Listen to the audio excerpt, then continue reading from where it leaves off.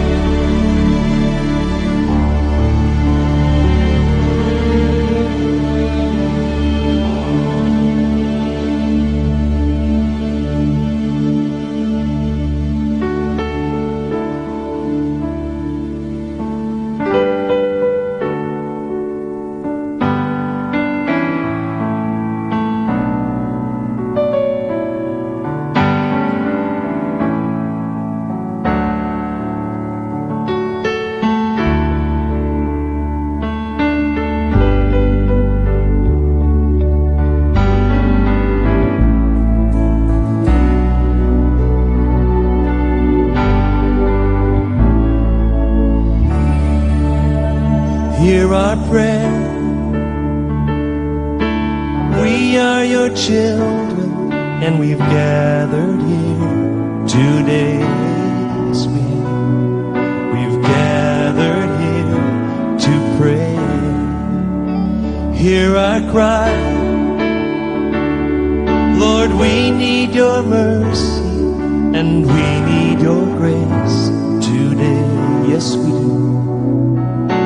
Hear us as we pray.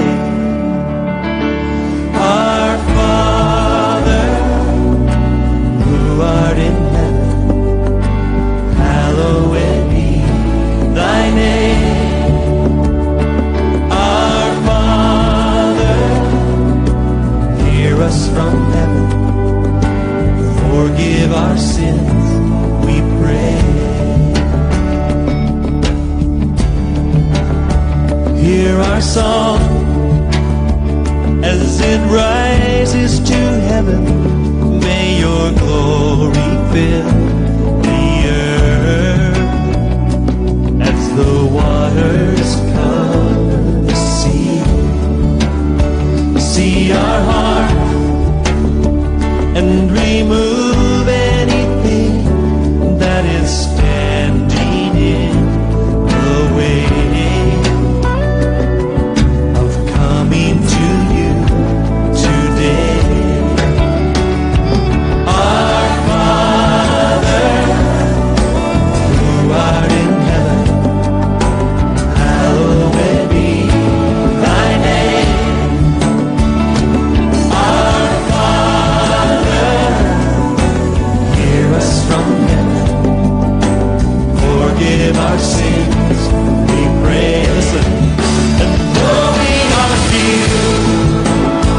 We're surrounded by many who have crossed that river before, and this is the song we'll be singing forever.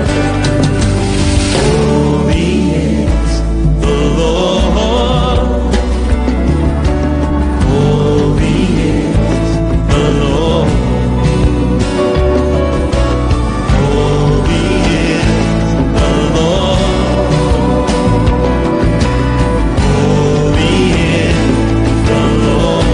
Worship him tonight.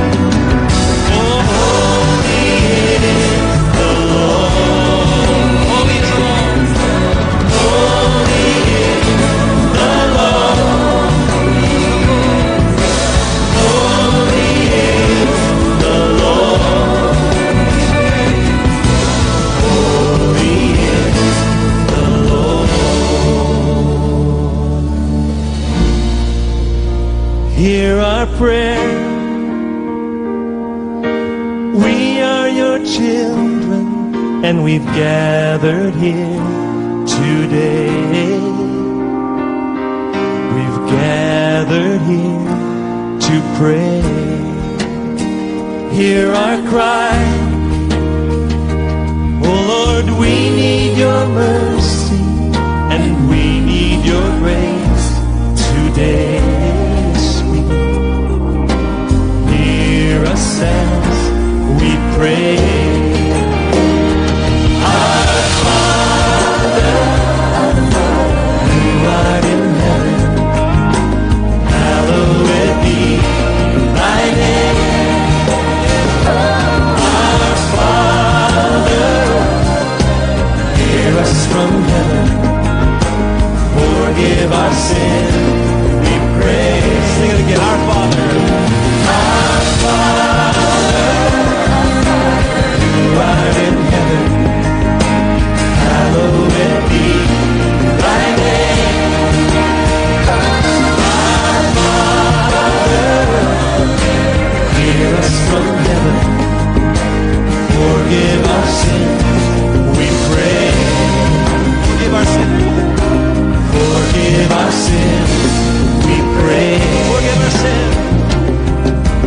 Forgive our sins, we pray. Oh yeah.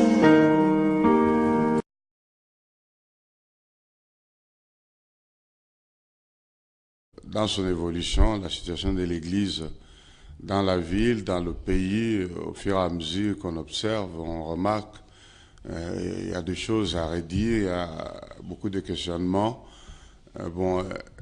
Est-ce qu'on peut s'en responsabiliser? Peut-être pas, à moins qu'on n'ait pas joué notre rôle.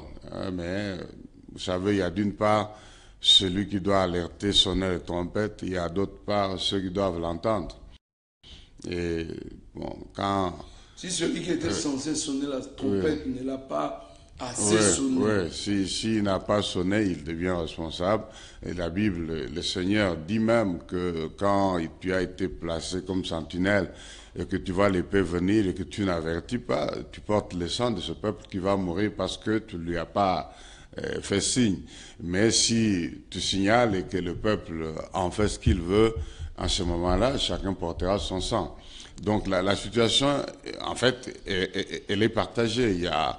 Il est dit aussi dans les Écritures que si le son de la trompette est confus, bon, le peuple, que fera-t-il? Parce qu'il ne sait pas distinguer quoi avec quoi. Et donc la situation, elle est aussi dans l'évolution normale de l'accomplissement de tous les signaux qui nous ont été donnés. Au fur et à mesure que nous voyons venir le temps, nous découvrons cela. C'est comme une horloge. Dans l'ensemble d'éléments, cette horloge nous permet de savoir à quelle heure nous sommes, à quel moment, et nous devons tout prendre dans l'ensemble. Mais maintenant, est-ce que ceci fait que l'Église a totalement échoué, elle est disparue? Je dis non. Il peut y avoir plusieurs choses. Non, mais dans les pratiques, elle risque d'avoir une autre figure dans les 10-15 années à venir. Non. Si les pratiques qui sont faites maintenant continuent, dans les 10-15 années à venir, je me pose la question, quel serait l'état de l'Église? L'Église vraie du Seigneur sera toujours là. Le problème, c'est qu'on regarde à tout ce qui frappe l'œil. On regarde à tout ce bruit qui se fait sur la ville.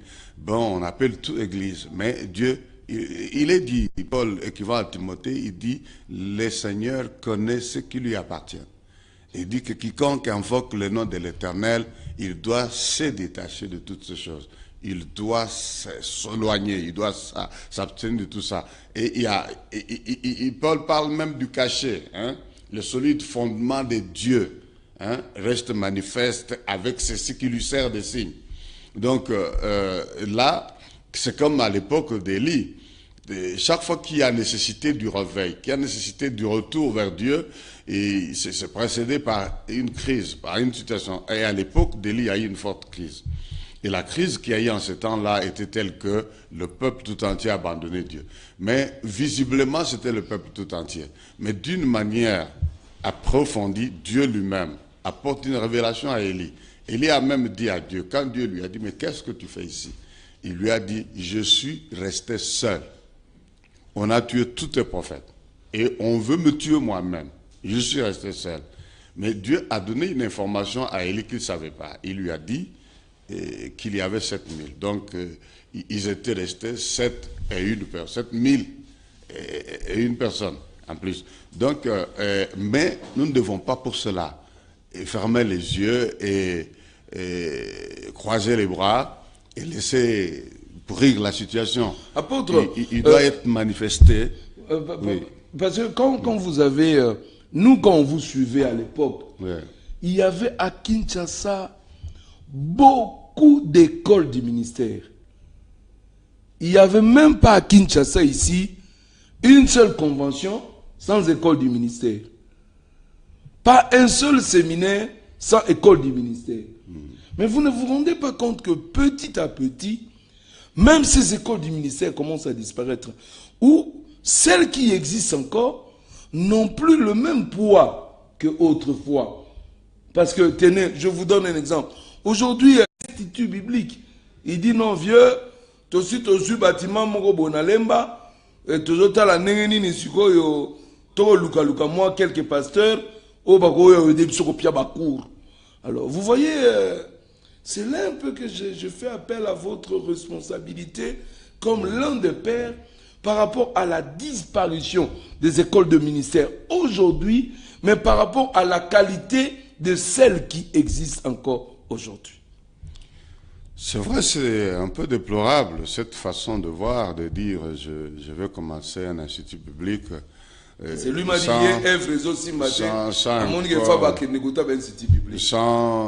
il y a des conditions, il y a des préalables, il y a des qualifications qu'il faut réunir, et il y a tout ça. Bon, c'est vrai que on peut chacun prêcher, dire que c'est le Saint-Esprit, mais il y a quand même certaines choses dont on a besoin qu'on nous aide, qu'on nous apprenne, qu'on nous instruise. Et c'est ça la difficulté. Donc nous avons besoin de comprendre quelles sont les exigences pour faire chaque chose. Vis-à-vis de la loi, par exemple, il y a des choses que l'on ne fait pas comme ça parce qu'on veut. Il y a des conditions qui sont données. Bon, en plus, ouvrir une institution d'enseignement, de formation, et je pense qu'il faut d'abord s'acquitter de ce qui est exigé par la loi du pays et également rentrer dans la loi spirituelle et comprendre qui est habilité à le faire, qui peut former qui.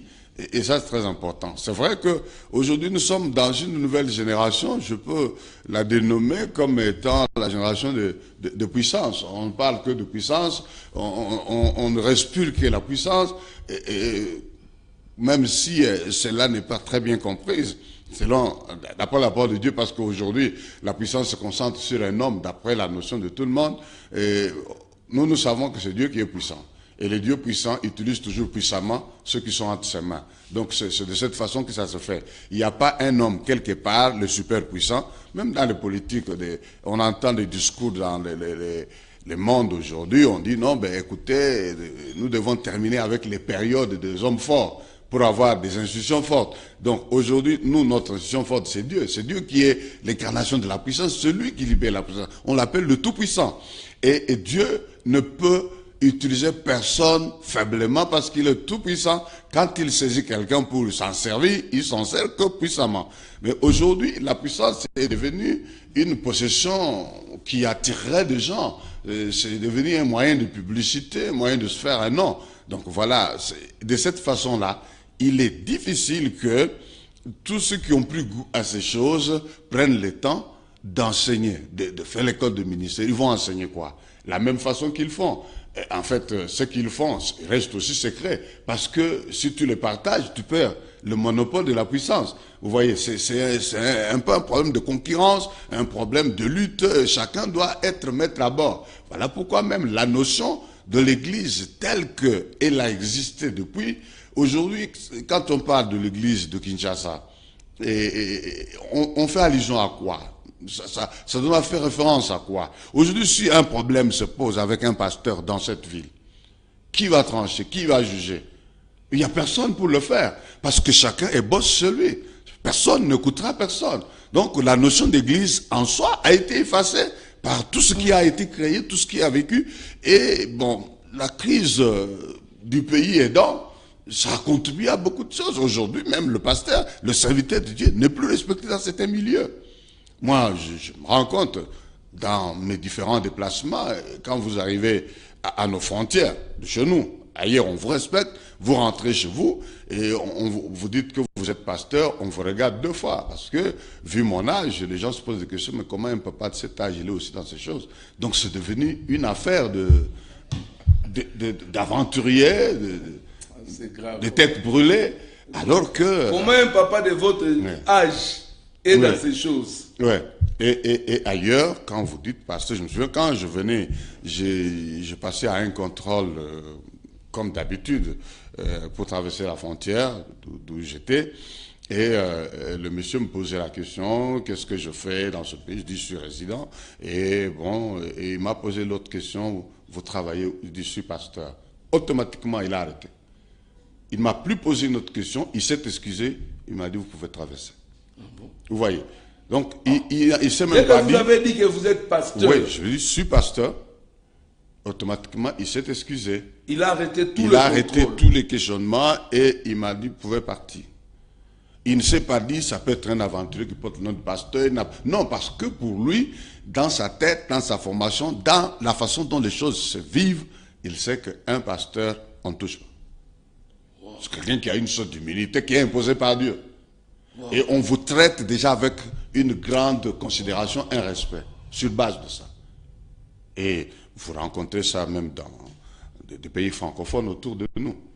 Bon, mais aujourd'hui, est-ce l'État qui ne s'occupe pas de nous, qui ne donne pas la valeur, ou nous-mêmes qui ne nous en donnons pas? Mais c'est avec tout ce que l'on a fait. Le pasteur aujourd'hui, il est retrouvé en tout. Il est retrouvé en tout. Quand vous suivez des émissions, vous suivez des pièces de théâtre, vous suivez de ceci, c'est pasteur et vedette. Il est en tout. Il est celui que l'on... C'est une marchandise, c'est une matière à revendre. Et tout ça, pourquoi? Parce que on a déplacé le fondement. La Bible pose la question, si les fondements sont renversés, le juste que deviendra-t-il? Donc il est lui-même mis en risque de périr.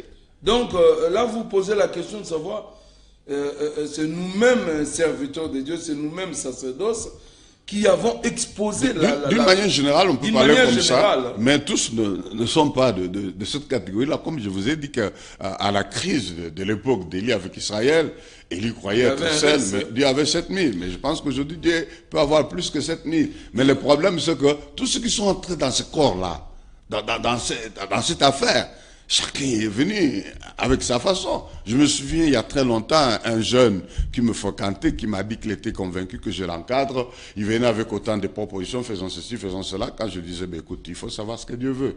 Et finalement, un jour, il a décidé de me parler d'une manière très sérieuse. Il m'a dit, non, écoutez, bon, grand frère, moi je crois que ça sert à rien de passer le temps avec vous. Et parce que si on reste à côté de vous, on n'avancera pas. Ça, c'est la première chose qu'il m'a dit. La deuxième, il m'a dit, à ce rythme, personne ne vous connaîtra. Vous voyez? On ne vous connaîtra pas. Il a dit, à ce rythme, personne ne vous connaîtra. Oui, à ce rythme, il avait besoin d'un rythme accéléré. Un peu de fire. Je lui ai dit, tu as raison. Je n'ai pas mission d'être connu. J'ai été engagé pour faire connaître quelqu'un. Voici mon travail. Je suis comme un agent publicitaire qu'une entreprise engage pour faire sa publicité et que vous regardez à la télé, vous trouvez que c'est l'agent qui fait la publicité lui-même. Moi, j'ai été engagé pour faire connaître quelqu'un. Et ce quelqu'un, c'est Jésus. Et je n'ai pas besoin d'être connu. Je n'ai de valeur qu'en faisant le travail qui m'a été confié. Jésus-Christ a dit, lorsque vous aurez fait ce que vous aura été demandé de faire, dites, nous sommes des serviteurs inutiles. C'est-à-dire que mon utilité, ma valeur, c'est en faisant ce qu'il m'a été demandé de faire. Dès que je l'ai fini, je deviens inutile, j'attends qu'on me confie autre chose. Donc, je n'ai pas besoin d'être connu. J'ai besoin que quelqu'un soit connu. Par quoi que ce soit, toute ma vie, mes pensées, tout mon être, ce que lui soit connu. À votre époque, les choses n'étaient... Ici, je suis en train d'interroger un ancien, qui n'est pas ancien dans le sens ancien, mais c'est quand même parmi nos fondements que nous avons ici, parce que nous avons tant au bango bazotel le banzam biso tozobeta bill na Tour de France. Donc tu yeba écouter que la seule prière que nous connaissions c'est la qui autour de la religion na école. Donc c'est dans ce sens-là que je suis en train de l'interroger. Aujourd'hui, vous estimez que tous ces pasteurs dans des pièces de théâtre, vous avez une moindre activité, soirée de transfiguration, il faut associer des artistes, il faut qu'on parle de vous dans des pièces. Semble-t-il que c'est un marketing modèle, quoi.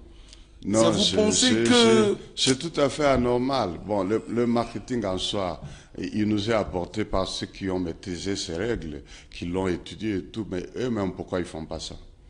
Le monde occidental qui nous a apporté tous ces enseignements, toute cette façon de faire, pourquoi eux-mêmes ne font pas ça? Ceux qui sont sérieux avec l'œuvre de Dieu.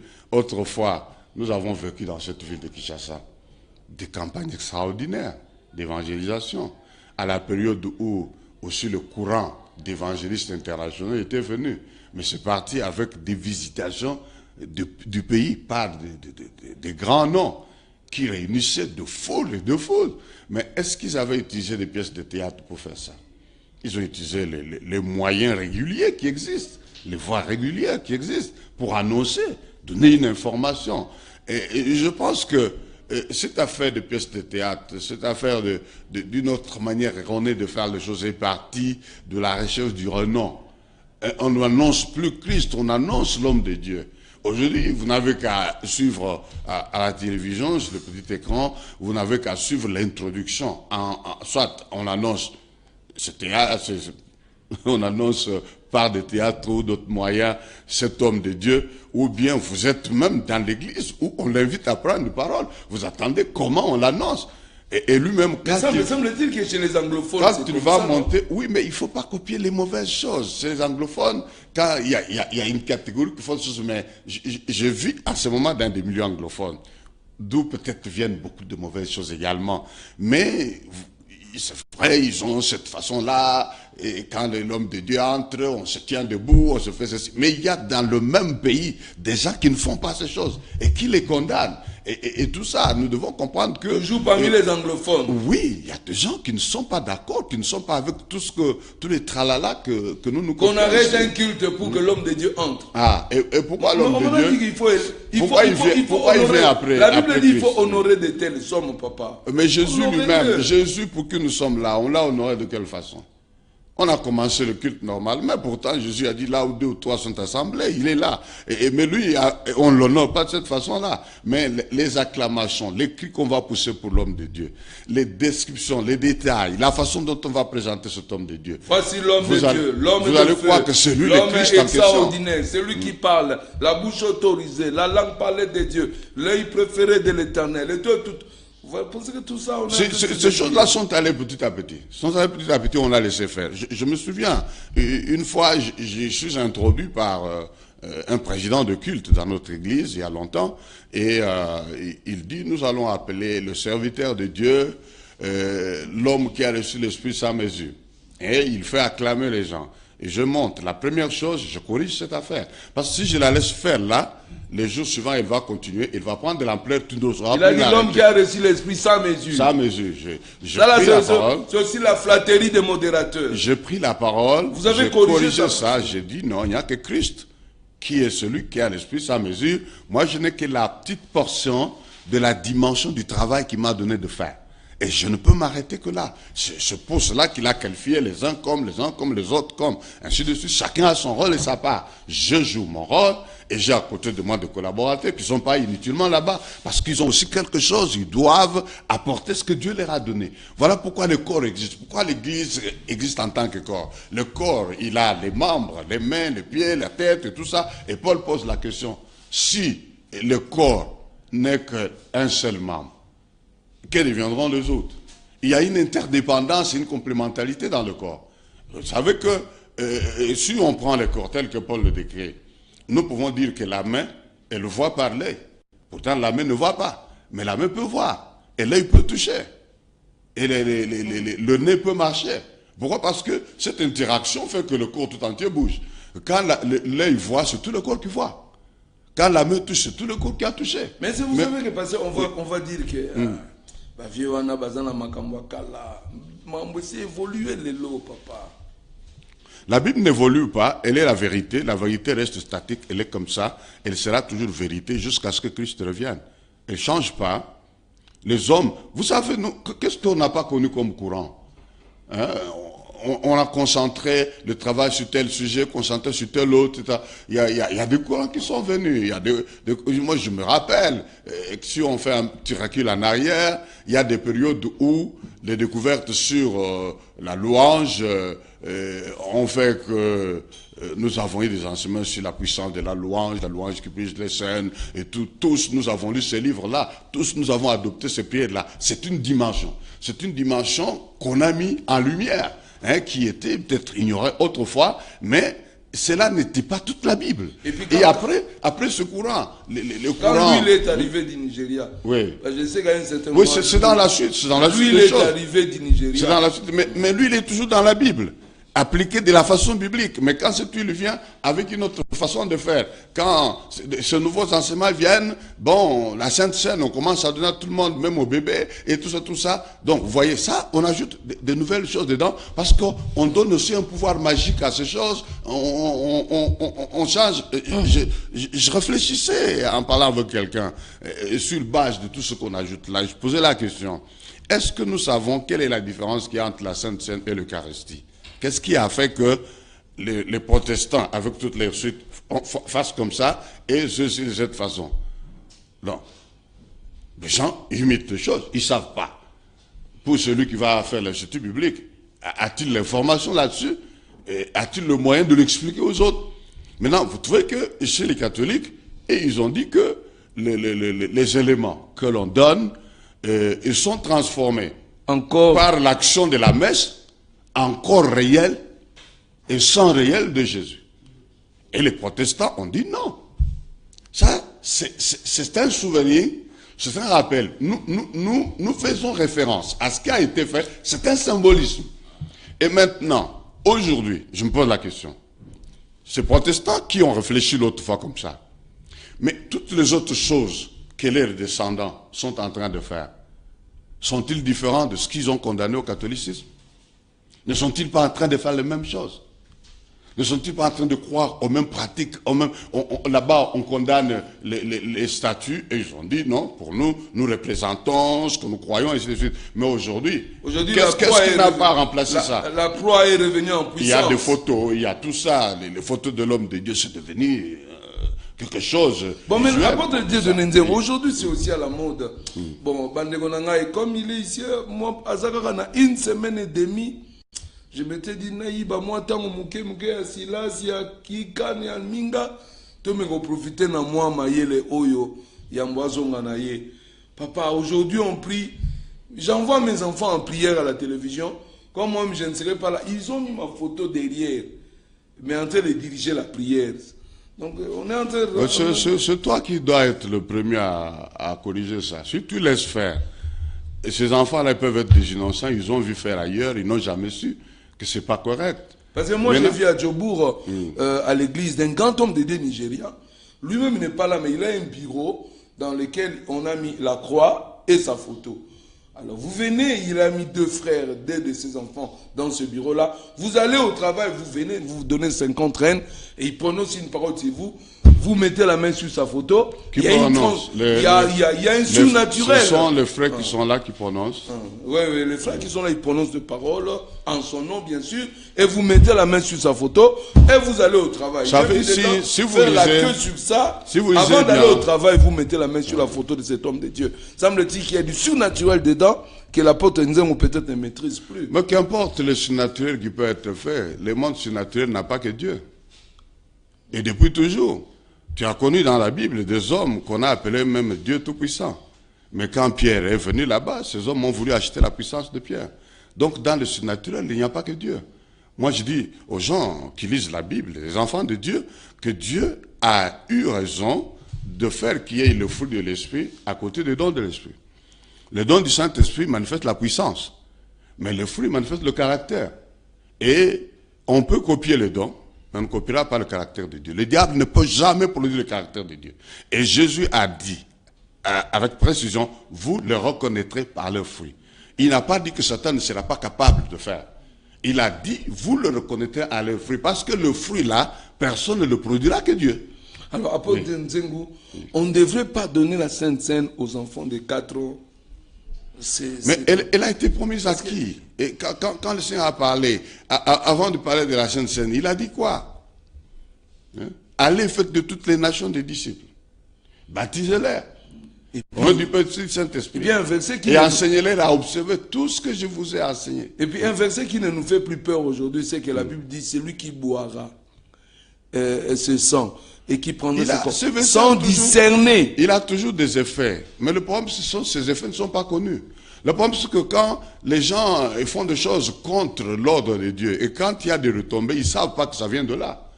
Hein, c'est des accidents, c'est peut-être, ce sont des sorciers qui ont fait ceci, mais ils ne savent pas. Et surtout aussi, il faut retenir, Dieu s'intéresse à ceux qui portent son nom.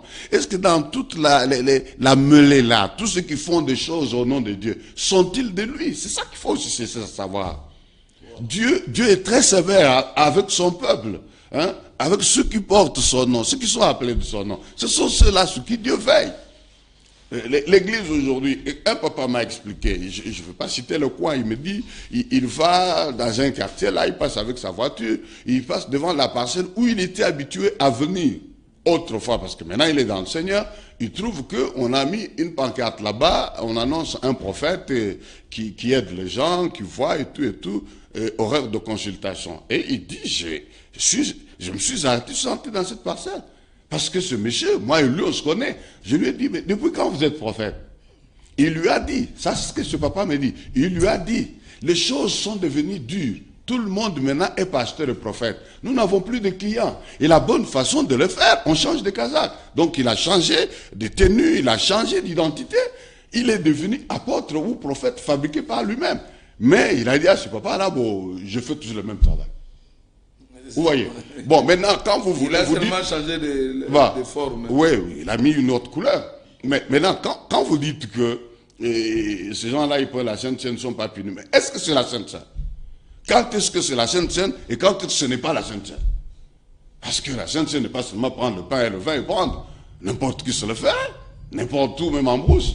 Apôtre Nzengu, avant de terminer, ce n'est qu'une introduction, on va continuer prochainement, parce que je voulais que aussi tous les téléspectateurs puissent bénéficier de votre présence ici. Merci pour toutes ces mises au point. Comment on devrait présenter l'homme de Dieu avant son intervention? Comment on devrait le présenter? Autrefois, comment on vous présentait? On continue à me présenter de la même façon, c'est-à-dire que quand il y a culte, dans l'église où je suis connu, je n'ai même pas besoin qu'on me nomme chaque jour avec tous les titres. Non, bon, en fait, les ministères, ce ne sont pas des titres ou tout ça. Et dès que c'est l'heure de la parole, on dit, nous invitons l'apôtre pour la parole. Ça s'arrête là-bas. Et si je vais ailleurs, où on ne me connaît pas, parce que la première fois qu'on me voit, on va peut-être me présenter pour que les gens me connaissent. Ils vont parler de qui je suis, d'où je viens, et je suis pasteur à tel endroit. Bon, j'ai quand même des origines. Je viens de quelque part. Est-ce que vous avez essayé d'enquêter d'où vient cette mentalité? Parce que souvent, quand nous voyons le combat de catch ou de boxe américain, il y a des éloges sur les adversaires, sur tout là. Est-ce que cela ne vient pas de là? Je vous ai dit tout à l'heure au départ de l'émission pour vous dire que la tendance, que nous sommes dans une génération de puissance. La génération de puissance, elle est une génération de concurrence du plus puissant. Et les plus puissants, comment on va le connaître? Et aussi se par autant d'éléments qui vont accompagner les signalements du plus puissant. Et aujourd'hui, même que quand on a la vérité à enseigner, et on préfère ne pas tout dire, parce que les gens auront tous les secrets, donc ils n'auront plus besoin de vous. J'ai dit à un frère, un serviteur de Dieu, je l'ai trouvé un matin entouré de gens, hein, le matin comme ça, trop tôt, chez lui à la maison, il y avait une centaine de gens qui attendaient la prière. Et je lui ai posé la question, tu ne peux pas enseigner à ces gens ce que tu fais, hein? Comment tu fais? toi-même, pour te lever le matin, sortir sans imposition des mains et tout et tout. Donc c'est ça le travail qui nous a été donné. Dans Éphésiens, chapitre 4, verset 11, il commence par le verset 10. Hein, et celui qui est monté, c'est celui qui était descendu. Il dit, il a donné les uns comme ainsi de suite, ainsi de suite. Et pour le perfectionnement des saints,